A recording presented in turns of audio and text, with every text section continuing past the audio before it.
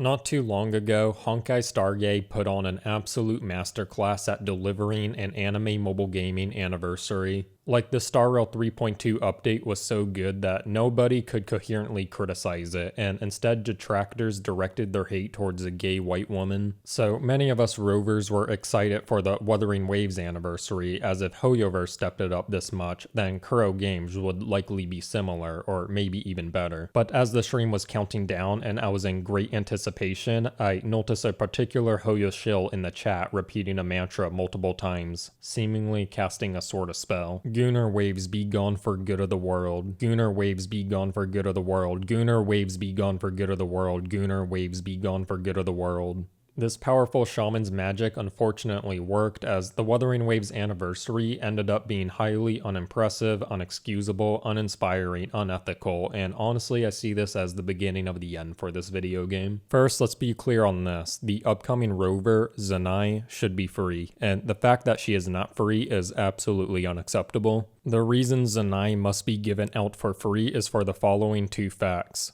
One is that majority of Wuthering Waves players want her. But then two is that Zani is going to be a very, very weak Rover. So basically we're going to have a lot of players summon for Zani and then regret it later. So this really just surmounts to Zani being a very greedy bait banner to drain the resources out of the player before a powerful Rover is dropped that players need to pay up for. The thing is, majority of Wuthering Waves player base are autistic straight cells that will very brain deadly equate bigger boobs to a better Rover, completely disregarding the Rover's power level, overall kit, and so on. We see this on the tier list that the more straight cell pandering Rovers are always worse off, or they're just in completely irrelevant roles such as healer. However, people still summon for them because it is very common for low functioning autists, not high functioning, but low functioning autists to equate bigger with better. Like, these people probably used to obsessed with having the biggest Lego Star Wars set, or the biggest Beyblade arena, or the biggest model train. Now for these autists, it's just, I have the biggest Rover. My Rover's tits are the biggest. No, my Rover is bigger. No culture, no intelligence, no curiosity, just pure stupidity. And kurogames is well aware of this low functioning straight cell mindset that majority of its player base has, so it's no surprise that they find no need to make zani a powerful Rover. The devs proceed to mock how Zani is just a regular office worker who wage cucks for the omnipotent Montelli family. And then Zani is shown to be seemingly struggling to defeat a far more attractive NPC woman who does not even have Rover powers, and meanwhile Zani has to go all out in this fight, activating her power-up mode. But this isn't even newsworthy, as Zani has been proven to be a very weak Rover since the 2.0 story. In the game story, when the evil Rover reveals the sky is fake, the omnipotent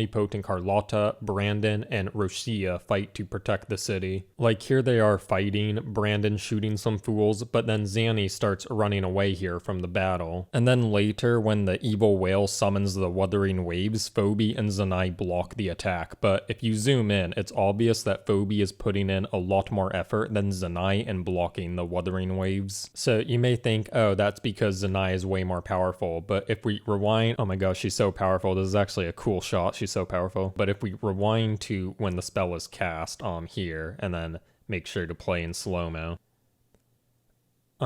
we see that Phoebe is already casting the spell, and the spell is cast already right here. So the spell is already cast by then.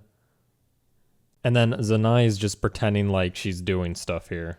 Let's go forward. Okay, I can't really see much here. Let's play on. And then right here, right about here, notice how Phoebe is very clear invisible. But then the farther we move from Phoebe, the less visible the background becomes, suggesting that the shield's core power is centered around her, repelling the water outward.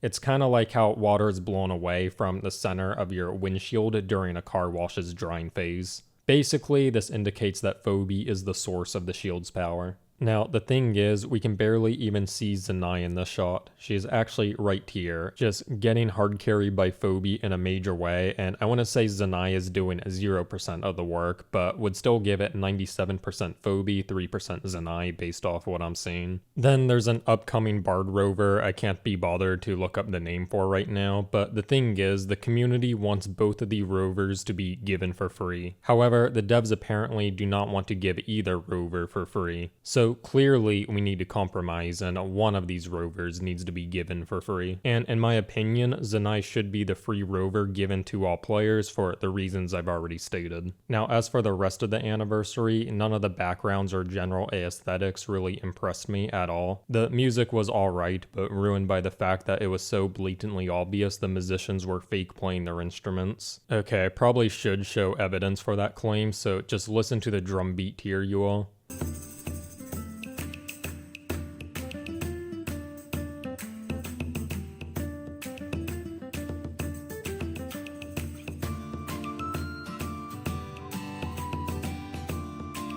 Right there, you all see this? She has a different drum now, but the drum beat sounds the exact same.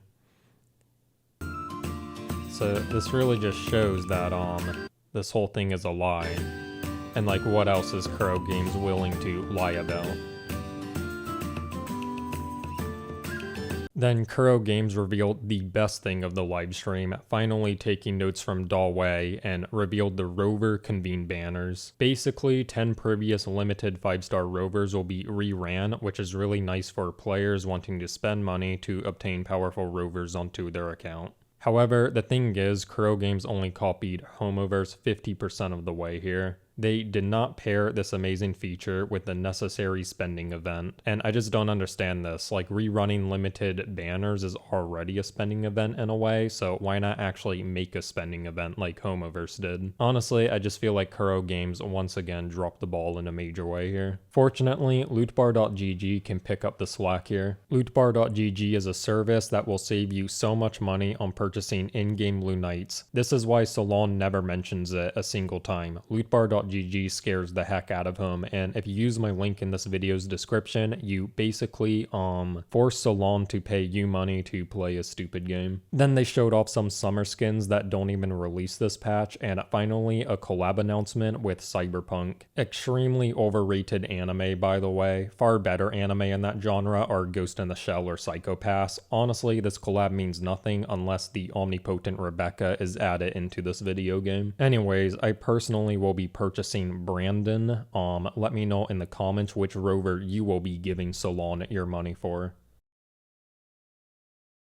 Yo, what's up everyone? So I was just about to upload my video and I noticed a lot of YouTubers who I believe work with Kurogames talking about this lolly VTuber, and this whole thing just seems totally random and manufactured, and I think it's an inside job by Kurogames to cover up for the lackluster anniversary rewards and not giving us a free Zani. So I suppose the chance to make fun of a lolly VTuber with impunity doesn't come around often, and any opportunity should be taken, but I would just say we should first get the free Zani and then we can look into doing that.